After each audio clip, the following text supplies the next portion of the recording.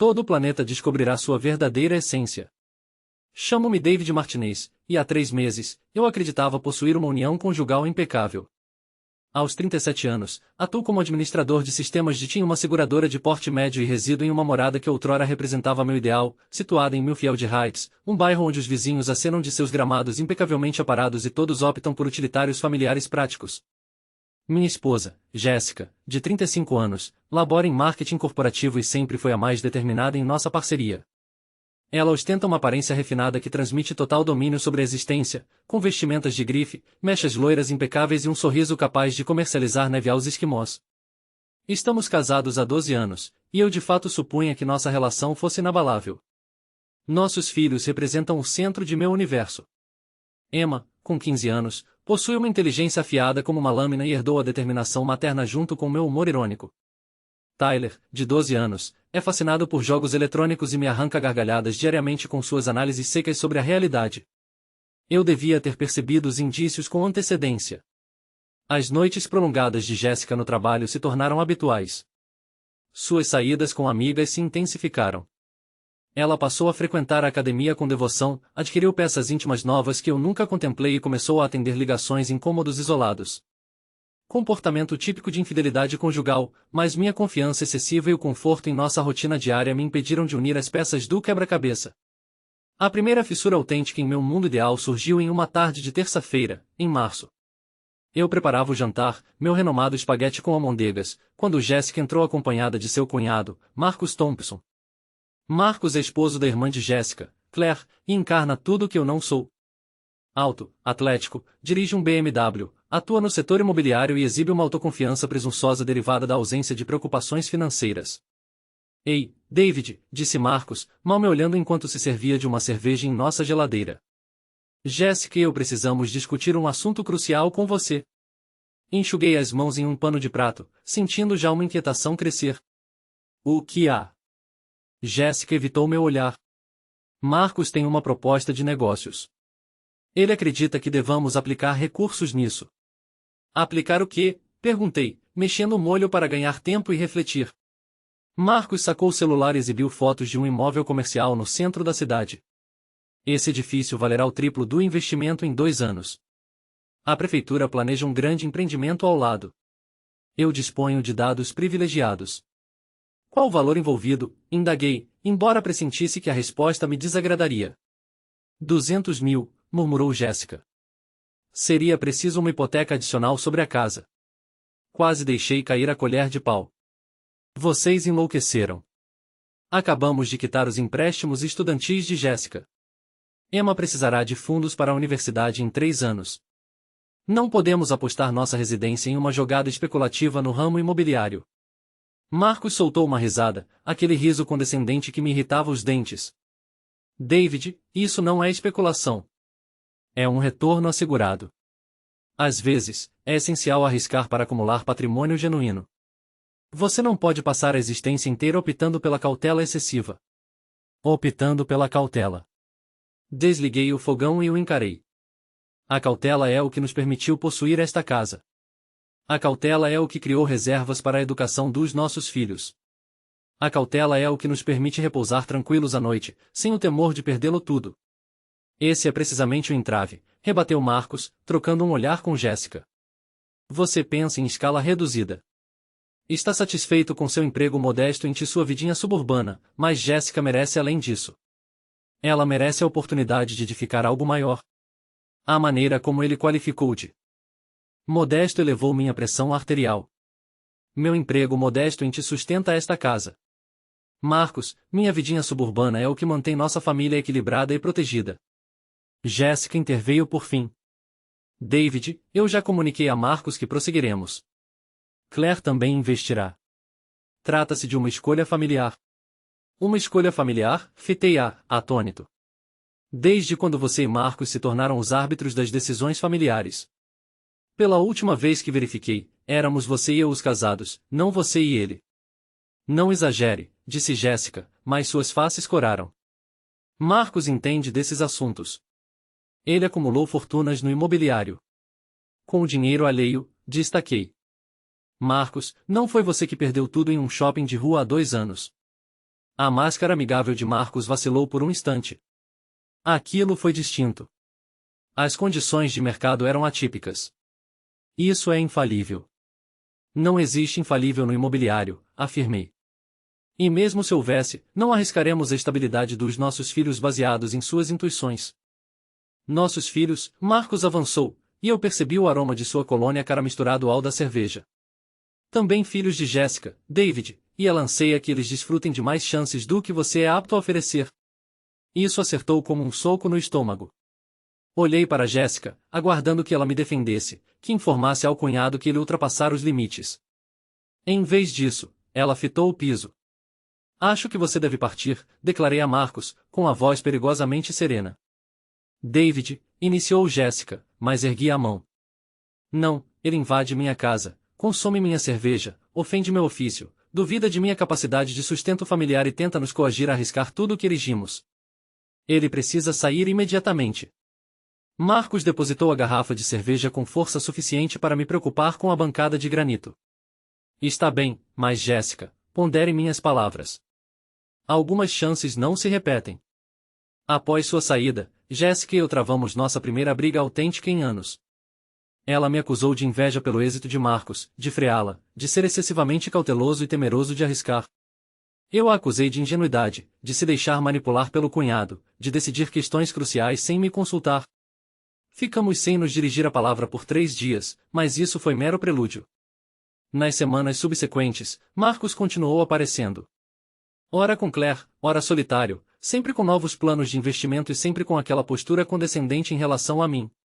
Jéssica passou a alinhar-se mais com ele, contestando cada escolha financeira que eu tomava, comparando incessantemente nosso modo de vida ao de Marcos e Claire. Nossos amigos começaram a notar a discórdia. Há anos, formávamos um círculo unido, Jéssica e eu, Tom e Sarah Mitchell, Jake e Amanda Rodrigues. Realizávamos noites de jogos semanais, viagens em casal conjuntas, celebrávamos todos os aniversários e datas comemorativas em grupo. Eram amigos daqueles que se presumem eternos. Mas Marcos iniciou a contaminação desse laço também. O primeiro indício de que Marcos atuava deliberadamente contra mim ocorreu em nosso jantar mensal de casais na residência de Tom e Sarah. Realizávamos esses jantares há 8 anos, alternando responsabilidades de anfitrião, mantendo o formato potluck, jogos de tabuleiro pós-refeição e vinho abundante para dissipar o estresse laboral. Em uma noite, eu auxiliava Tom a grelhar hambúrgueres em seu deck posterior quando Jéssica e Marcos, que de algum modo se convidará, conversavam internamente com Sarah e Amanda. Pela porta de correr, avistei Marcos gesticulando com vigor. Jéssica concordando enquanto nossos amigos escutavam com expressões cada vez mais graves. Do que se trata isso? Indagou Tom, virando um hambúrguer. Provavelmente mais um esquema de enriquecimento rápido de Marcos, respondi, esforçando-me por soar descontraído. Ele tem insistido para investirmos em um imóvel comercial no centro. Tom ergueu a sobrancelha. O antigo prédio Brennan. Ouvi falar desse projeto de desenvolvimento. Pode ser viável. Pode ser, mas não com a garantia de nossa casa. Sim, isso é prudente. Tom concordou. Melhor salvaguardar o dinheiro da família. Porém, ao entrarmos para o jantar, o clima havia mudado. Sarah me lançava olhares estranhos, e Amanda parecia inquieta toda vez que eu falava. Jake mantinha seu jeito habitual, contando piadas e amenizando o diálogo. Mas até ele percebia que algo destoava. Após a refeição, enquanto preparávamos nosso jogo costumeiro de Settlers of Catan, Marcos lançou sua revelação bombástica. Sabe, David, disse ele, posicionando suas colônias iniciais com precisão dramática. Eu refleti sobre suas palavras da outra noite a respeito de optar pela segurança. Senti todos os olhares da mesa se voltarem para mim. E o que há? Bem, pesquisei sobre sua empresa, Midwest Mutual Insurance, correto. Marcos sorriu, mas sem qualquer amabilidade. Sabia que eles perdem participação de mercado há 3 trimestres consecutivos. E circulam rumores de fusão com o Continental Group. Meu estômago revirou. Eu nada ouvirá sobre fusão, mas no setor de seguros, boatos assim tipicamente baseavam-se em fatos. Onde obteve essa informação? Dispo de contatos no financeiro, respondeu Marcos com naturalidade, rolando os dados para iniciar sua jogada. Dizem que o Continental pretende otimizar operações, eliminar sobreposições, sobretudo em departamentos de TI, onde centralizarão tudo em sua sede em Chicago. Jéssica me encarava com olhos arregalados. David, você não me mencionou fusão porque eu ignoro qualquer fusão, retruquei. Mas a dúvida já se infiltrava. Houveram reuniões incomuns ultimamente. Executivos de outras firmas visitando nossos escritórios. Diálogos sussurrados entre a gerência sênior. Talvez você não esteja tão informado quanto imagina, sugeriu Marcos com falsa compaixão. Digo, profissionais de TI raramente integram as grandes deliberações estratégicas, não é? Vocês são mais como equipe de apoio. A expressão equipe de apoio pairou no ar como um odor desagradável. Tom pigarreou, desconfortável. Sarah examinava suas cartas de recursos como se guardassem mistérios cósmicos. David labora na Midwest Mutual há 9 anos, disse Jéssica, mas sem firmeza na voz. Eles apreciam sua expertise. Expertise em que, no entanto, insistiu Marcos. Consertar computadores, redefinir senhas. Quão difícil é substituir quem executa tarefas assim? Senti o calor subir às faces. Eu gerencio toda a infraestrutura de rede para uma companhia com 400 funcionários. Superviso a segurança de bancos de dados, integração de sistemas e protocolos de recuperação de desastres. Não é bem um suporte técnico, né? Mas será que outra pessoa não daria conta? Marcos indagou, exibindo aquele sorriso irritante. Quer dizer, deve haver milhares de profissionais de TI nessa cidade capazes de lidar com essa carga de trabalho. Você não é exatamente indispensável, Amanda interveio por fim. Marcos, isso soou um tanto cruel. Estou apenas sendo prático, rebateu ele, dando de ombros. David vem se acomodando num emprego confortável há anos, mas o mundo está em transformação. A tecnologia avança a uma velocidade inédita. As empresas buscam jovens talentos ávidos, que dominam as tendências mais recentes, não indivíduos que adquiriram competências há 15 anos e nunca se atualizaram. Eu queria acertá-lo bem. Em vez disso, respirei fundo e busquei responder com serenidade. Eu acompanhei todos os avanços significativos na minha área. Possuo certificações em computação em nuvem, segurança cibernética e análise de dados. Não sou um fóssil operando Windows 98 em servidores obsoletos. Certificações, repetiu Marcos, com desdém. Qualquer um faz um curso de fim de semana e ganha um diploma. O que conta é a inovação, a visão, a capacidade de raciocinar de forma estratégica sobre tecnologia, e sem ofensas, mas você nunca me pareceu do tipo visionário. O silêncio que se instalou era ensurdecedor. Olhei para a mesa, onde meus amigos, que me conheciam há anos, testemunharam minhas resoluções de problemas técnicos intricados e se beneficiaram inúmeras vezes da minha sabedoria quando seus computadores ou celulares falhavam. Agora, porém, todos me encaravam com o que poderia ser compaixão. Sabe de uma coisa? Levantei-me da mesa. Acho que é hora de encerrar a noite. David, começou Jéssica, mas eu já arrumava para a saída. Eu espero no carro, disse sem me virar. O trajeto de volta transcorreu em mutismo, exceto pelo clique dos dedos de Jéssica na tela do celular. Ao chegarmos em casa, ela quebrou o gelo. Você me envergonhou esta noite. Eu a fitei. Eu te envergonhei. O seu cunhado passou 20 minutos dizendo aos nossos amigos que sou um perdedor incompetente prestes a ser demitido, e de algum modo sou eu quem te envergonhou. Ele queria ajudar, disse Jéssica. Queria te fazer enxergar que talvez precisemos repensar nosso futuro de outro jeito. Talvez devêssemos arriscar mais enquanto ainda dá tempo. Ele me humilhou diante dos nossos amigos, retruquei. E você só ficou ali, permitindo que ele continuasse. Os olhos de Jéssica faiscaram. O que eu devia fazer? Mentir. Fingir que tudo está impecável quando sabemos que você está preso no mesmo cargo há anos. Marcos é bem-sucedido, David. Ele construiu algo concreto. Em vez de nutrir rancor por ele, devia escutar o que tenta te transmitir. Naquela noite, fiquei acordado fitando o teto, revivendo cada frase do diálogo. Marcos tinha razão. Eu era mesmo só uma peça substituível na engrenagem corporativa. Estava me iludindo quanto ao meu valor para a empresa. Ao amanhecer, tomei uma resolução. Iria demonstrar que Marcos se enganava. Mostraria a todos, inclusive a minha esposa, que eu transcendia o mero papel de suporte. Não imaginava o quão desastrosamente isso se voltaria contra mim. As semanas seguintes foram um tormento de suspeitas e inseguranças. Toda reunião da qual eu era excluído parecia prova da fusão que Marcos citara. Cada troca banal entre meus chefes carregavam um ar de segredos velados. Comecei a permanecer até mais tarde, assumindo tarefas adicionais, candidatando-me a missões que tipicamente caberiam a veteranos. Enquanto isso, a ofensiva de Marcos contra mim se acentuava. Ele passou a aparecer em casa com mais assiduidade, sempre trazendo novidades sobre a suposta fragilidade da minha companhia, capturando a atenção total de Jéssica e seu consentimento crescente.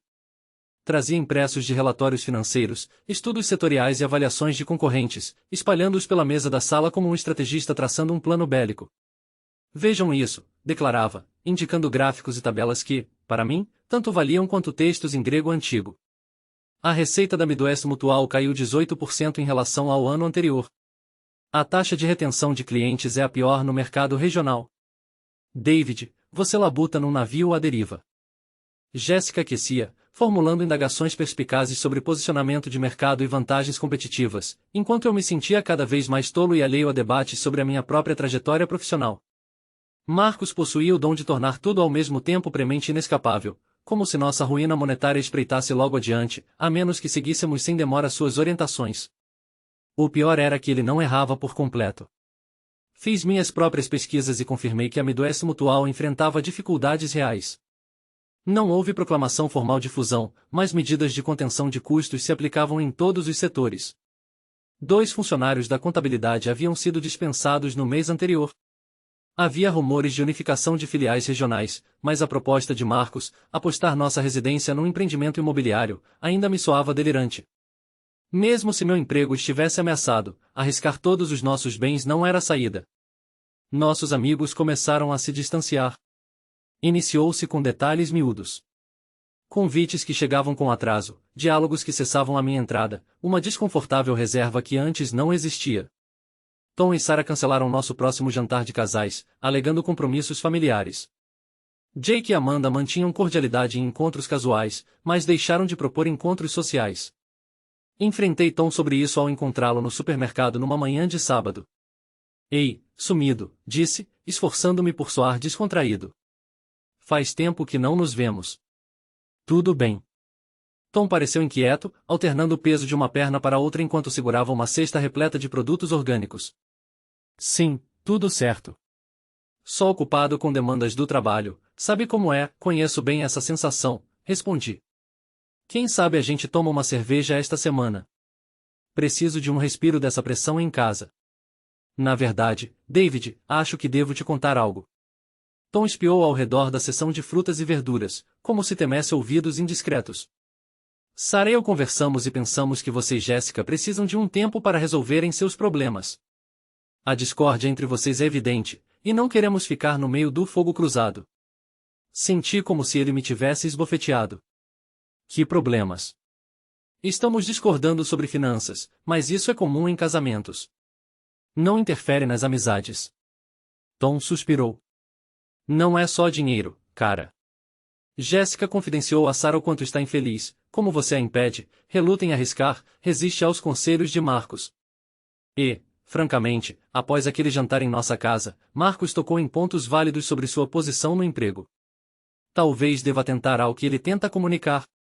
Marcos tocou em pontos válidos. Não consegui conter o tom de descrença na voz.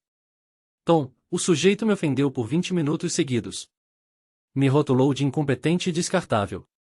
Como isso são pontos válidos? Ele foi sincero, disse Tom. Às vezes, as verdades duras são necessárias. A economia evolui, David. A estabilidade laboral não é mais como antes. Talvez seja a hora de mirar mais alto. A assumir riscos. Investir no amanhã. Com dinheiro de quem? Indaguei. Tom. Ele quer que hipotequemos a casa para adquirir um imóvel comercial no centro. Isso não é mirar alto. É apostar na segurança dos nossos filhos. Tom deu de ombros. Marcos se saiu bem na vida. Talvez saiba algo que você ignora.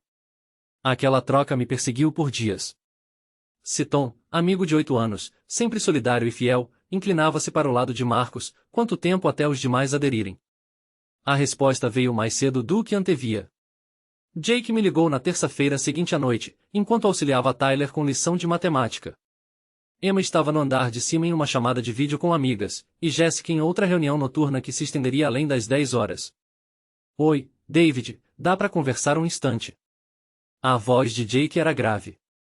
Sem as piadas habituais. Claro. O que houve? Desloquei-me para a cozinha em busca de discrição. Amanda e eu vamos receber gente no sábado para um churrasco. Tom e Sarah estarão lá, além de outros vizinhos. Íamos convidar você e Jéssica, mas...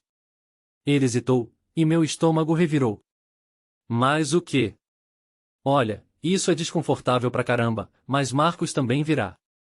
Ele e Clary são amigos dos Hendersons da Maple Street, e todos chegam juntos. Amanda achou que seria estranho ter você e Marcos no mesmo lugar, considerando a animosidade entre vocês. Então, você me está desconvocando? Perguntei, lutando para manter a voz neutra.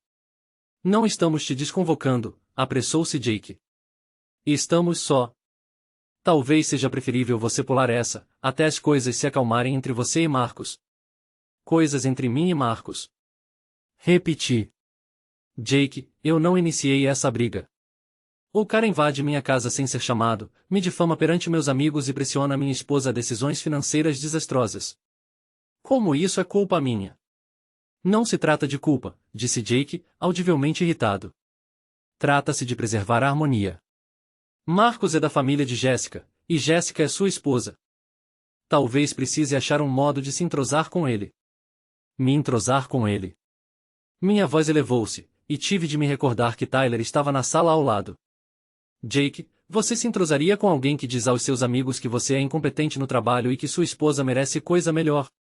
Se essa pessoa fosse da família, eu tentaria resolver. Jake afirmou.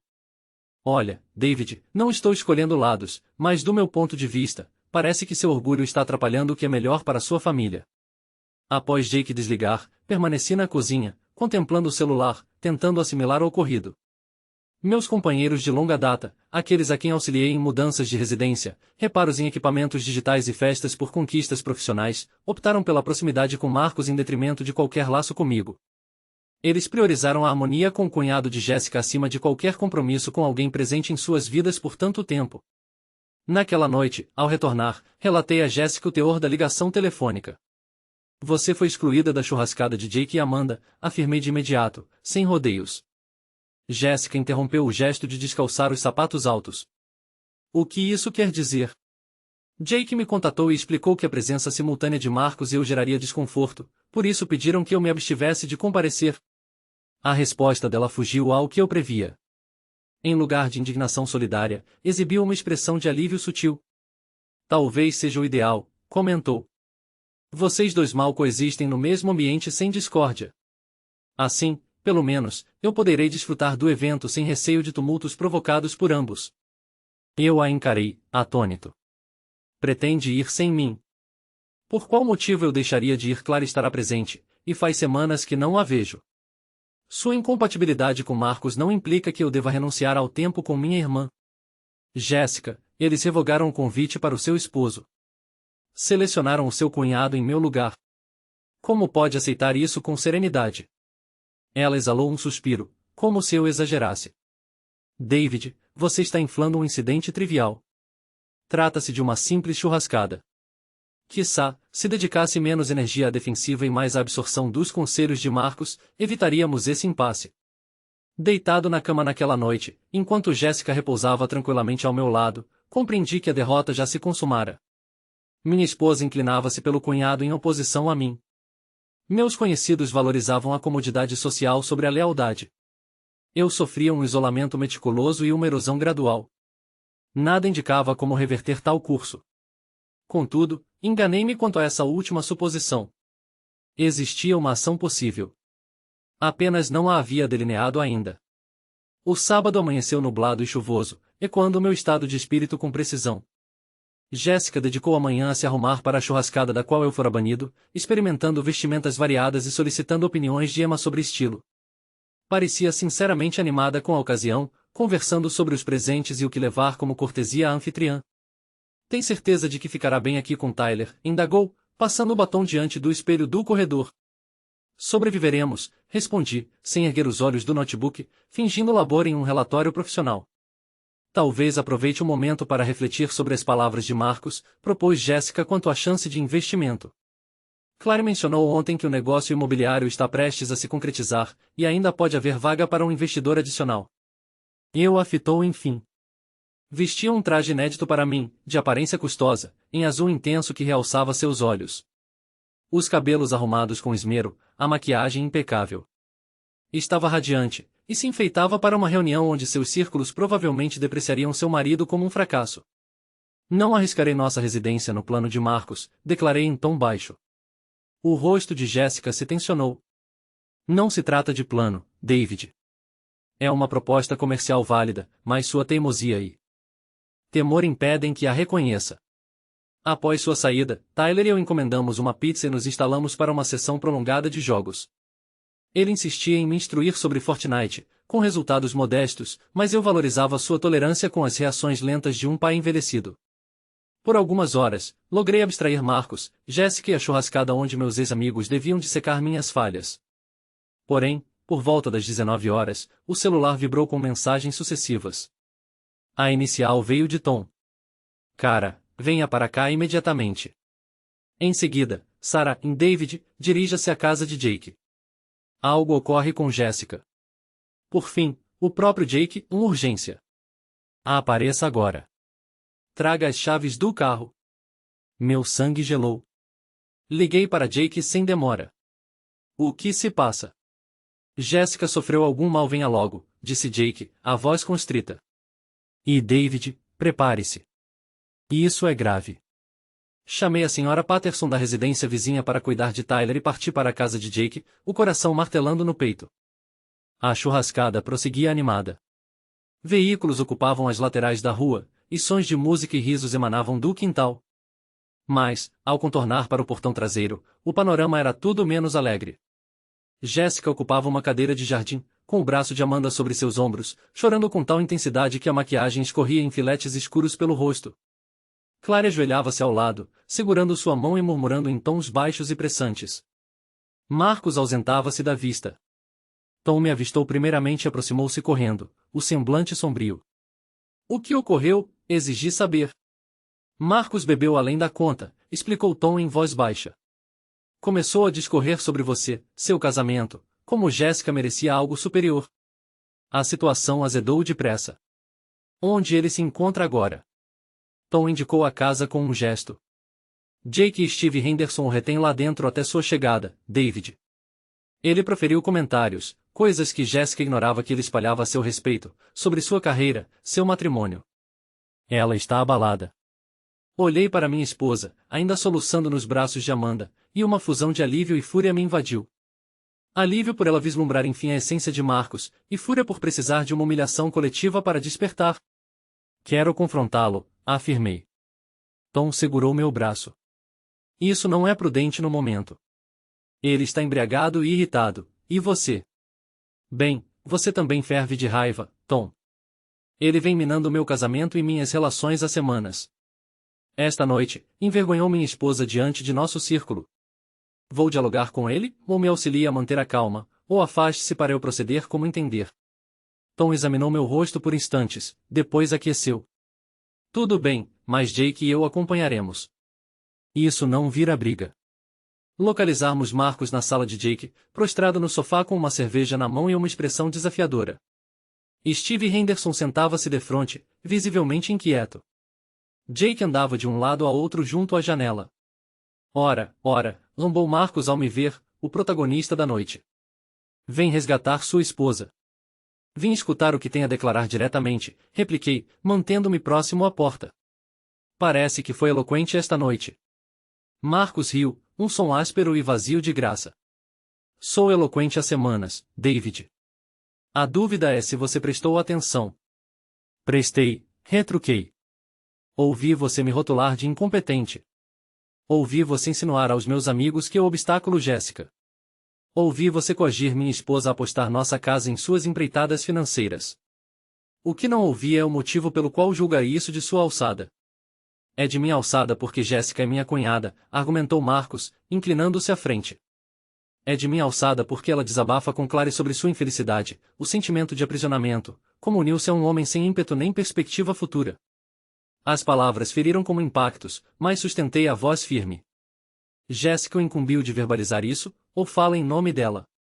Digo a verdade, insistiu Marcos. Jéssica merece mais que um técnico ente de pouca envergadura, temeroso de sua própria sombra. Merece quem lhe proporcione a existência que anseia, não quem a freie com sua mesmice. E suponho que creia saber o tipo de existência que ela deseja. O sorriso de Marcos era repulsivo. Sei que ela quer além do que você oferece. Sei que se cansou de fingir contentamento nessa rotina suburbana monótona. Sei que pondera como seria a sua trajetória com opções distintas. A insinuação pairou densa como fumaça. Tom e Jake fitavam Marcos com choque e repulsa. Diz o que imagino? Perguntei, a voz gélida e serena. Digo que sua esposa é uma mulher culta e atraente que se contentou com menos do que valia, rebateu Marcos. E digo que, se um dia almejar mais, sabe onde buscar. O aposento explodiu. Jake vociferou para Marcos abandonar sua casa. Tom gritava sobre limites ultrapassados. Steve Henderson recuava para a saída, ansiando fugir da cena. Mas eu permaneci imóvel, encarando Marcos, decifrando enfim a amplitude do ocorrido. Não se resumia a negócios ou estabilidade laboral. Tratava-se de Marcos cobiçar minha esposa.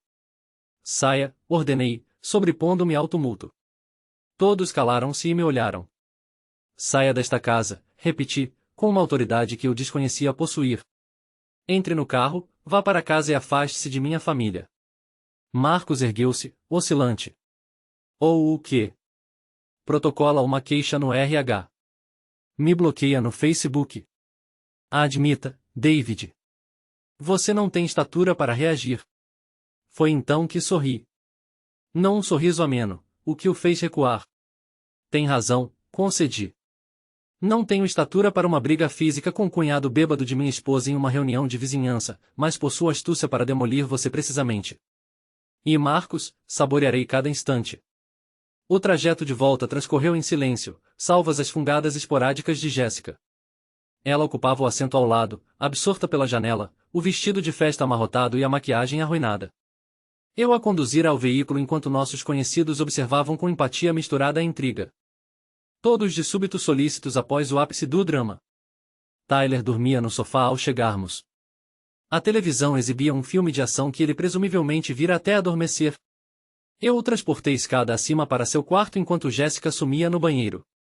Ao descer, escutei o chuveiro em funcionamento.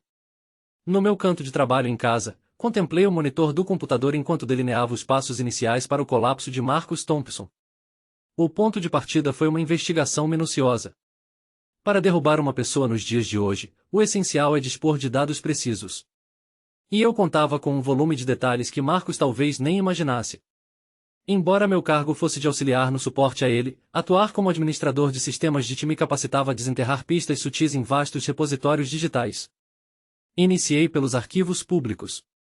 Marcus Thompson, com 42 anos, casado com Clary Martinez Thompson há 8 anos, sem filhos, possuía uma residência em Riverside Estates avaliada em cerca de $750 mil, com saldo de hipoteca de $520 mil. Circulava em um BMW X5 de 2021, alugado e não de posse própria. Sua licença imobiliária seguia válida, porém o faturamento de vendas nos últimos 2 anos ficava bem aquém do que ele tanto alardeava. Em seguida, avancei para camadas mais profundas. A empresa de Marcos, Thompson Properties LLC, participará de 3 empreendimentos imobiliários fracassados nos últimos 5 anos. O investimento no shopping de faixas que resultara em prejuízos era mero indício superficial. Ele também integrara um condomínio residencial que faliu ao falhar a captação de recursos pelo construtor, além de uma obra de reforma comercial que culminou em disputas judiciais quando os empreiteiros revelaram amianto não mencionado por Marcos. O tesouro autêntico, contudo, residia na sua atividade em redes sociais. Marcos pertencia àquele grupo que expunha cada instante da existência na internet, compartilhando imagens de refeições caras, escapadas de luxo e encontros profissionais, com legendas armadas para inflar sua imagem de êxito além da realidade. O que escapava à sua percepção era que tais publicações formavam um cronograma detalhado de rotinas e padrões de gastos. Ao confrontar esses registros com documentos financeiros acessíveis, emergia um retrato radicalmente oposto ao que ele exibia publicamente. As jantares supostamente refinados ocorriam em redes de restaurantes comuns, enfeitados por ângulos fotográficos astutos para aparentar sofisticação. As viagens de alto padrão resumiam-se a fins de semana em pousadas econômicas, capturadas em poses vantajosas. Os supostos compromissos negociais se davam em cafeterias e bistros informais, longe dos ambientes exclusivos onde transações imobiliárias graves se concretizam. Marcus Thompson não prosperava. Enfrentava penúria e urgência, sustentando-se em dívidas e prazos emprestados, forjando uma fachada de triunfo enquanto buscava financiadores para artimanhas cada vez mais audaciosas. O imóvel comercial que ele nos instigava a financiar. Localizei o anúncio na rede. Tratava-se de um edifício de escritórios com 40 anos em uma zona urbana em declínio, com taxa de vacância de 60% e histórico de infrações regulatórias. Os dados internos sobre expansão urbana eram, na verdade, informações públicas a respeito de uma extensão de trem leve proposta, atolada em comitês de planejamento há 3 anos sem perspectiva definida de execução. Entretanto, a aflição financeira de Marcos, por mais gratificante de desvendar, não bastava para abatê-lo. Para isso, requeria algo mais íntimo. Descobri no âmbito conjugal. Clary Thompson, irmã de minha esposa, consorte de Marcos por 8 anos, mantinha perfis nas redes que narravam uma saga bem distinta da pose meticulosamente lapidada pelo marido. Enquanto ele exibia snapshots de ceias opulentas e conquistas profissionais, Clary multiplicava relatos de saídas noturnas com amigas, jornadas solitárias para reencontrar parentes e mensagens enigmáticas sobre autodescoberta e valor próprio. A sequência temporal era reveladora. As menções a uniões e companheirismo rareavam nos 2 anos recentes, suplantadas por provérbios motivacionais sobre autonomia e autossuficiência. Ela retomara estudos em meio período, visando um diploma em enfermagem. Suas imagens atuais a retratavam mais radiante e segura, com Marcos despontando cada vez menos nelas. O aspecto mais intrigante era que Clary curtia e comentava conteúdos de um indivíduo chamado Robert Shen, pai divorciado de 2 filhos, terapeuta físico de ofício, com afinidades evidentes por trilhas e lazer ao ar livre compartilhadas com ela. As trocas virtuais carregavam um timbre inconfundível de atração mútua contida em limites decorosos. O matrimônio de Marcos desmoronava, e ele ou ignorava por egocentrismo ou negava por pavor. De qualquer forma, isso me conferia uma vantagem, mas ainda faltava um meio de mobilizar esses elementos sem soar como um observador obcecado que dedicara horas a escrutinar o cunhado de sua mulher. A estratégia que se cristalizou em minha mente era direta, refinada e inteiramente dentro da lei. Eu lhe concederia precisamente o que ansiava em uma oportunidade de demonstrar superioridade sobre mim. Na manhã seguinte, Jéssica e eu travamos o primeiro diálogo franco em meses. Ela se penitenciou por não ter percebido as manobras de Marcos, por permitir que ele a instigasse contra mim, por acreditar suas falsidades sobre minha carreira e nosso porvir. Sentia-se humilhada e irritada, tanto com ele quanto consigo mesma por se deixar ludibriar. Eu devia ter percebido, confidenciou ela com uma xícara de café em mãos enquanto as crianças se aprontavam para a escola. Clary vem sinalizando há meses que as coisas vão mal entre eles. Mas eu estava tão imersa na lábia persuasiva de Marcos que não juntei as peças. Que tipo de sinais? Indaguei. Apenas observações casuais sobre como Marcos vive imerso em alguma transação inédita que jamais se concretiza. Como ele gasta recursos que não possuem em custos empresariais inexplicáveis. Como se tornou reservado quanto às finanças e reativo ante indagações dela. Soa conhecido, comentei com ironia seca. Jéssica se contraiu. Desculpe, David. Eu devia ter te escutado. Devia ter confiado no teu discernimento em vez de deixar Marcos me fazer duvidar de ti. Tudo bem, respondi, e era sincero. Mas preciso que você faça algo por mim. O que for preciso que ligue para Marcos e diga que você me persuadiu a aportar no negócio do imóvel comercial dele. Jéssica me fitou boquiaberta. O quê? Por que você faria isso? Não pretendo fazer, esclareci. Quero que ele acredite que farei. Há uma distinção. Na hora subsequente, expus o esquema a Jéssica. Envolvia riscos, e demandava que ela dissimulasse com convicção para a irmã e o cunhado. Mas ao concluir o relato sobre a verdadeira conjuntura financeira de Marcos, ela aderiu integralmente. Ele nos explorou, afirmou ela, com fúria reluzindo nos olhos. Tentou sabotar nosso laço para sugar nossos recursos, pois está no desespero. Precisamente. E agora vamos deixá-lo crer que obteve êxito. Jéssica efetuou a ligação à tarde, encenando uma atuação digna de Oscar como a esposa que enfim domara o marido teimoso à sensatez. Informou a Marcos que eu consentira em uma reunião para debater o aporte, desde que ele fornecesse projeções financeiras pormenorizadas e papéis sobre o bem. Marcos transbordava empolgação, mal se contendo. Concordou em se encontrar comigo no sábado matinal em uma cafeteria no centro, jurando trazer tudo o necessário para eu vislumbrar o quão promissor era aquilo. O que ele ignorava era que eu já compilava meus próprios papéis, extratos financeiros, capturas de redes sociais, relatos patrimoniais e dados de certidão matrimonial que delineavam um Marcus Thompson bem diverso do vendilhão que ele projetava. Não ia àquela sessão para negociar participação em sua tramóia. Ia para arruiná-lo. O sábado amanheceu fresco e límpido, um daqueles dias outonais que infundem otimismo ilimitado. Vesti-me com esmero, calças caque, camisa social e paletó que Jéssica julgou-me conferir ar grave mais acessível. Desejava aparentar um sujeito prestes a um veredicto monetário substancial, não alguém a ponto de explodir uma carga sobre toda a estrutura vital de Marcus Thompson. A cafeteria eleita por Marcos era um daqueles recantos modernos no bairro das Artes, com tijolos à vista e madeira reciclada, onde um latte singelo superava o custo de uma refeição comum para a maioria. Era o habitat perfeito para Marcos tentar deslumbrar, caro bastante para sugerir prosperidade, descontraído o suficiente para fingir empatia. Ele já ocupava o lugar quando cheguei, numa mesa lateral com o notebook aberto e pilhas de pastas de cor bege postas à frente como esquemas táticos. Ele também se ataviara para o triunfo, terno dispendioso, relógio dourado, maleta de couro que valia mais que minha prestação automotiva mensal. Parecia o arquiteto de um acordo definitivo em sua era.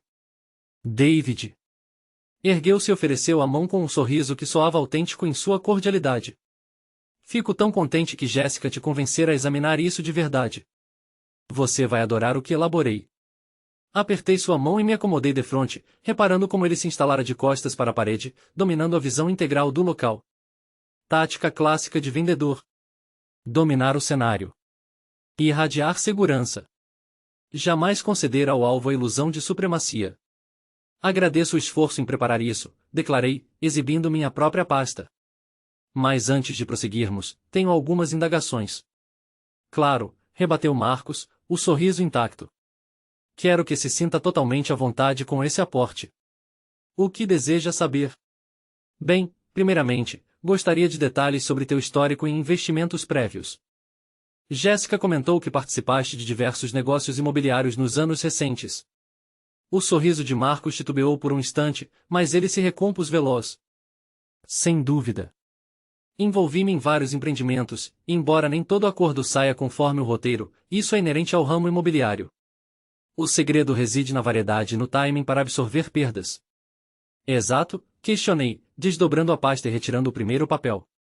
Então, ao absorver as perdas no projeto do Shopping Riverside, quanto perdeu? A vitalidade esvaiu-se do rosto de Marcos. Como você? Quer dizer, aquele empreendimento enfrentou obstáculos peculiares imprevisíveis no início. Desafios peculiares, como a falta de investigação adequada sobre as restrições de zoneamento antes de aplicar o dinheiro. Perguntei, folheando minhas anotações. Ou talvez obstáculos singulares, tipo o inquilino âncora que você garantiu aos investidores nunca ter se comprometido de fato com o aluguel do espaço. Marcos parou de sorrir. David, não sei o que você acha que desenterrou, mas todo investidor imobiliário enfrenta transações que fracassam. É por isso que esta chance se destaca tanto. Aprendi com esses episódios passados. E você? Retirei outro papel do arquivo, pois o empreendimento residencial Creekside, que faliu no ano anterior, parece envolver o mesmo tipo de engano com os investidores. Você afirmou às pessoas que o construtor havia obtido financiamento, quando na verdade não havia, certo? Não foi assim, o financiamento desmoronou no último instante por condições de mercado fora do controle de qualquer um. Condições de mercado ou o fato de o construtor ter descoberto que você inflou as projeções de vendas para tornar o projeto mais atraente do que realmente era. Marcos começava a suar, mesmo com o ar-condicionado do café funcionando. David, ignoro qual é o seu objetivo aqui, mas se não tiver interesse nesse negócio, poderia ter mencionado isso por telefone. Ah, mas eu tenho interesse, respondi, esboçando o primeiro sorriso desde que me sentei. Estou bastante curioso para compreender precisamente com quem estou lidando. Por exemplo, quero saber como alguém que perdeu dinheiro em vários investimentos mal-sucedidos consegue manter um BMW X5 e uma casa em Riverside Estates. Minhas finanças pessoais não são da sua conta, disse Marcos. Mas sua voz já não carregava aquela segurança anterior. Na realidade, elas me dizem respeito se você está pedindo para investir o dinheiro da minha família com você, retruquei. Por isso, fiz algumas pesquisas. Gostaria de saber o que descobri. Não esperei pela resposta dele. Peguei uma planilha impressa e a empurrei sobre a mesa. Sua casa está hipotecada em 70% do seu valor. Seu carro é alugado, não de sua propriedade, e de acordo com suas declarações de imposto de renda, que são de acesso público para donos de LLC, a Thompson Properties registrou prejuízo em 3 dos últimos 4 anos. Você não é bem-sucedido, Marcos. Você está falido.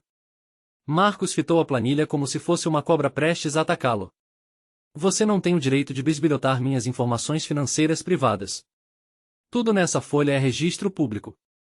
Afirmei o mesmo para os registros públicos que revelam que o imóvel comercial no qual quer que investamos está à venda há 18 meses, tem taxa de vacância de 60% e requer cerca de $200 em consertos para atender aos códigos de construção atuais.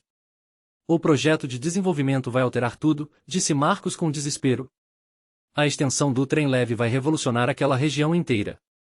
A extensão do trem-leve que está atolada em comitês de planejamento há 3 anos, sem cronograma aprovado ou financiamento garantido. Indaguei.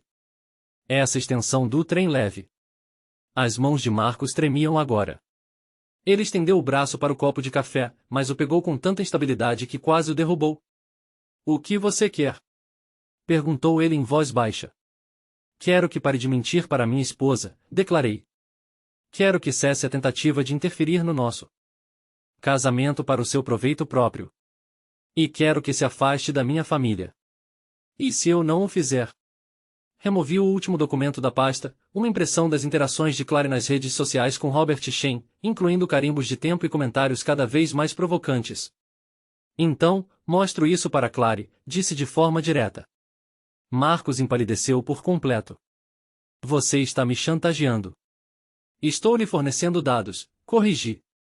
O que fazer com esses dados cabe a você. Mas, Marcos, permita-me ser bem explícito sobre uma coisa. Agora eu sei exatamente quem você é.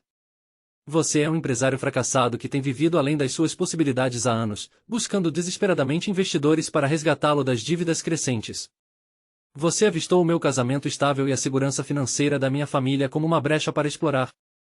Inclinei-me para a frente, sustentando o olhar dele, mas eis o que você não previu.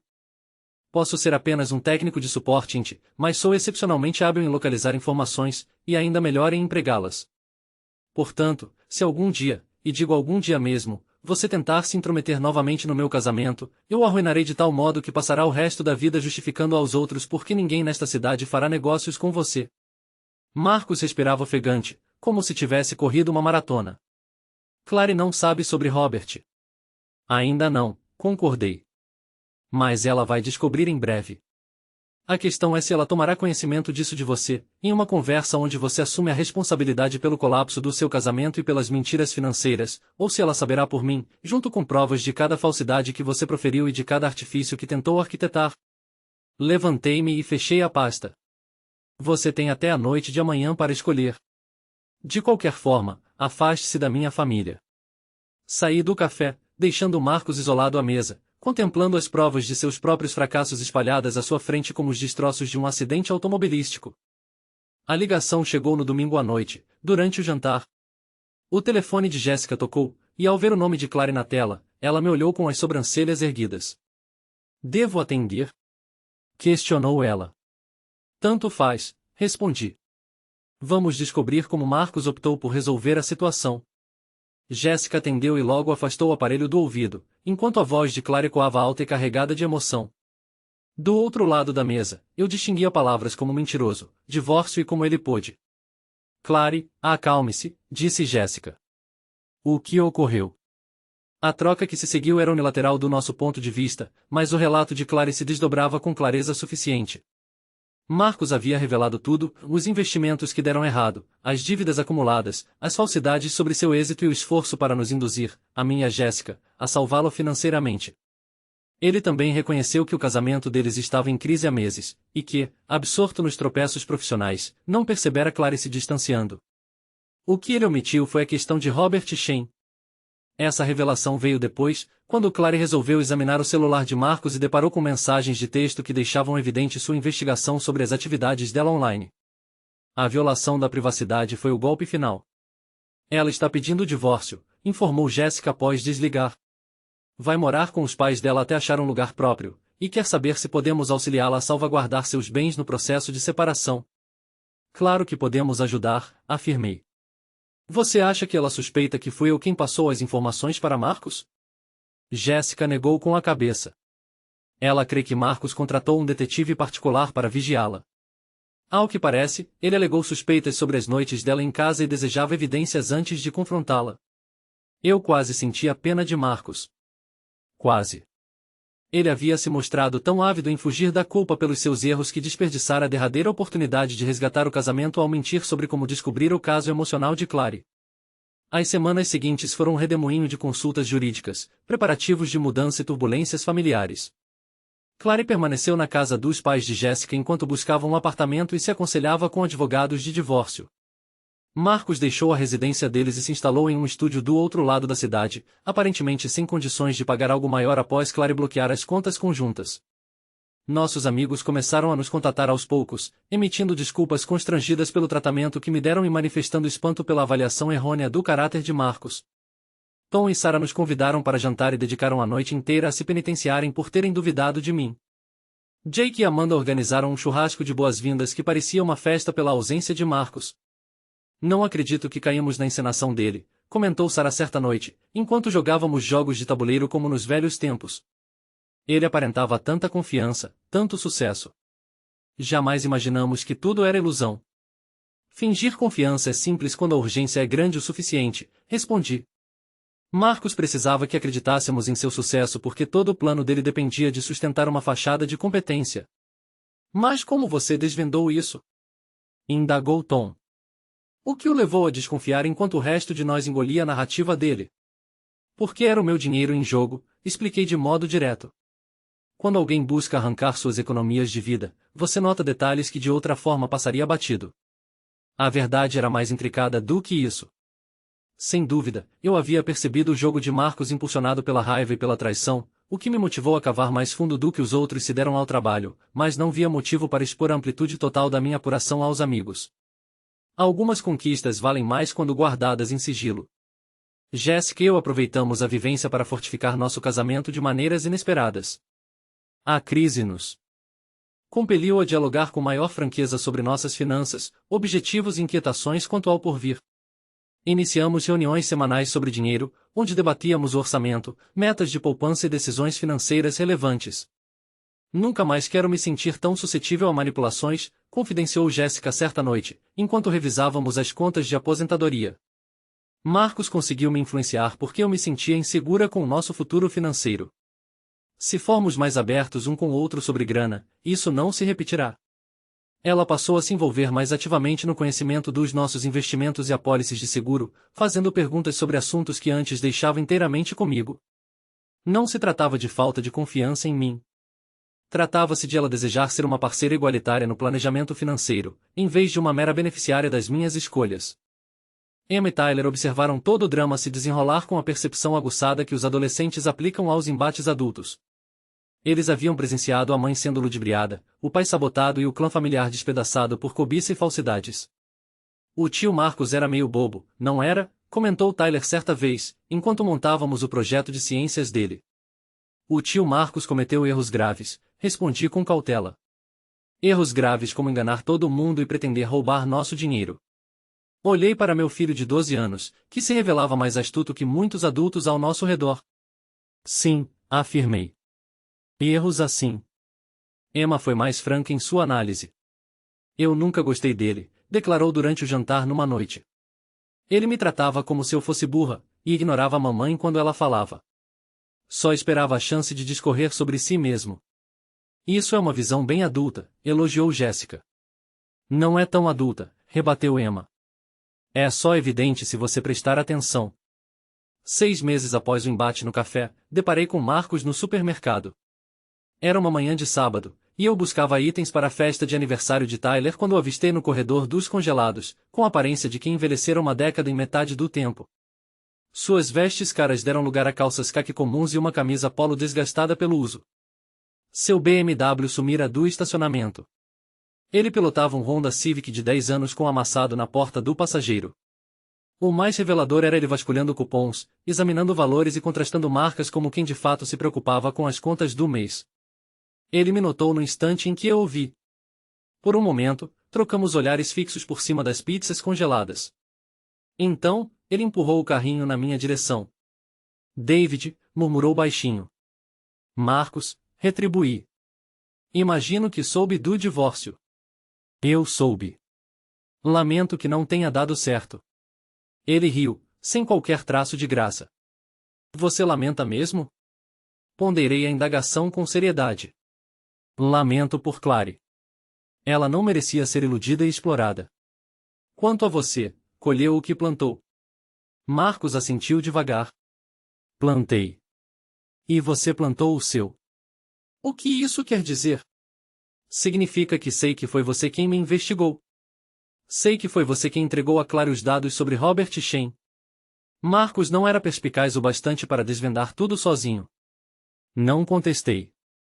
Importa? Não, disse Marcos após uma pausa demorada. Não importa. Tudo o que você revelou a Clary era factual.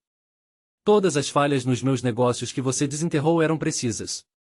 Você não inventou nada nem distorceu fatos. Apenas expôs quem eu de fato era. E quem você era de fato, Marcos? Ele silenciou por tanto tempo que pensei que não responderia. Ao falar por fim, sua voz mal se ouvia. Eu era um sujeito aterrorizado com a ideia de passar por fracassado, a ponto de me transformar no tipo de indivíduo que sempre abominei. Enganei minha esposa. Explorei meus amigos e busquei arruinar seu casamento porque estava desesperado e achava que você possuía algo que eu podia usurpar. Por que me conta isso? Marcos me encarou pela primeira vez desde que iniciáramos a troca. Porque desejo que você saiba que compreendo o que me fez e que eu merecia aquilo. Ele começou a afastar o carrinho, mas parou e se virou. Pelo que vale, Jéssica nunca se interessou por mim. Não de modo romântico, quer dizer. Tentei me iludir de que sim, de que ela só esperava o momento propício para abandoná-lo. Mas era mais uma falsidade. Eu me convencia de que ela o amava, David. Sempre amou. Eu era só amargo e invejoso demais para enxergar. Após sua partida, permaneci no corredor dos congelados por alguns minutos, digerindo o diálogo. Esperava me sentir vitorioso se voltasse a cruzar com Marcos, deleitando-me com sua humilhação e abatimento. Em vez disso, uma sensação próxima à compaixão me invadiu. Marcos Thompson havia demolido a própria existência por ganância, ânsia e auto-engano. Eu fora meramente o estupim que iluminou suas derrocadas. O verdadeiro artífice de sua ruína era ele mesmo. Naquela noite, relatei o encontro a Jéssica. Você acha que ele assimilou lições dessa trama toda? Indagou ela. Creio que ele captou que atos geram repercussões, respondi. Se ele aprendeu a optar por caminhos melhores daqui em diante, isso depende dele. Jéssica ficou em silêncio por instantes, depois disse, às vezes me sinto culpada por quão simples foi para ele me manipular, por eu ter duvidado de você, por permitir que ele envenenasse nossa união. Não precisa se culpar, tranquilizei-a. Marcos era mestre na manipulação. Anos de treino mentindo para Clary, para sócios nos negócios, para si próprio. Você não foi a primeira a cair em sua encenação, e provavelmente não será a última. Mas eu devia ter confiado em você, e me comunicado melhor sobre o que via, retruquei. Nós duas erramos. O essencial é que tiramos proveito dos erros. Um ano depois, Clary casou-se novamente. Seu novo companheiro era Robert Shen, o fisioterapeuta com quem trocava mensagens online nos derradeiros meses de seu matrimônio com Marcos. A cerimônia foi modesta e despretensiosa, realizada no quintal dos pais de Jéssica, com apenas parentes e amigos íntimos presentes. Jéssica atuou como madrinha de honra de Clary, e eu a levei ao altar, já que o pai delas falecera anos antes. Na recepção, Clary me chamou para um papo reservado. Nunca te agradeci devidamente, afirmou. Por quê? Por desmascarar as mentiras de Marcos, por fornecer os detalhes que me blindaram no divórcio, por me ajudar a perceber que meu casamento acabará antes que eu desperdiçasse mais anos consertando o irremediável. Não fiz por você, admiti com franqueza. Fiz para salvaguardar a minha família. Eu sei, disse Clary, mas o desfecho foi idêntico. Você me livrou de anos de exploração financeira e afetiva, ainda que não fosse sua meta.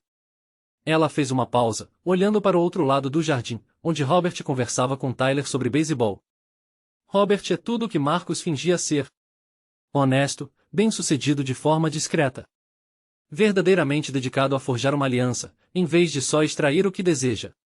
Jamais estaria livre para encontrá-lo se você não tivesse compelido a verdade a emergir. Quanto a Marcus, chegavam-nos notícias esporádicas pela rede familiar. Ele se mudará para outra cidade, arranjar emprego em uma grande empresa imobiliária, atuando como corretor comum em vez de chefiar o próprio empreendimento.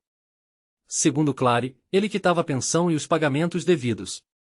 Não tiveram filhos, mas ele devia a ela uma compensação financeira substancial pelo acordo de divórcio e parecia gerir suas finanças de modo realista pela primeira vez em anos.